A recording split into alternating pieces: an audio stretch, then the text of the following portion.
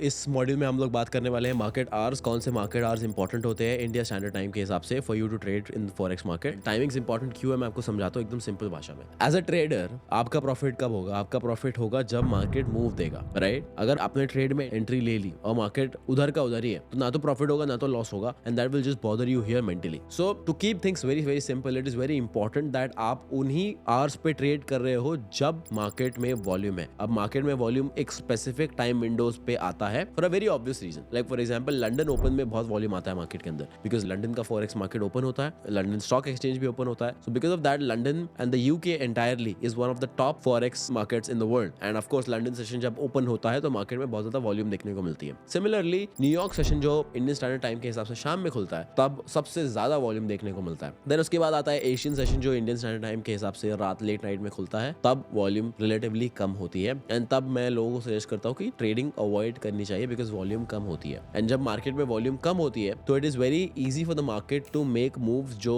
Unusual हो। Like I give you an example. अब अगर मान लीजिए मार्केट में सेलर्स ज्यादा एक्टिव है, सेलर्स ज्यादा स्ट्रांग है। अब मार्केट में सेलर्स स्ट्रांग तो है, बट अगर सेलर्स एक पर्टिकुलर टाइम विंडो के लिए ट्रेड ही नहीं कर रहे, दे आर लाइक हमें इस पर्टिकुलर टाइम विंडो पे ट्रेड ही नहीं करना है, तो क्या होगा? सेलर्स स्ट्रांग जरूर है बायर से ज्यादा, सेलिंग ज्यादा आने वाली है, बट सेलर्स अभी एक्टिव ही नहीं है। That will make the buyers look stronger because the opponents are not playing, and because buyers will look stronger, suddenly जब सेलर्स एक्टिव हो जाएंगे तो मार्केट सडन मूव देगा and you will be shocked, and that normally happens in the Asia session because volumes are very very low. So to simplify it for you, आपको सिर्फ और सिर्फ दो सेशंस पर ध्यान देना है, न्यूयॉर्क सेशन और लंदन सेशन।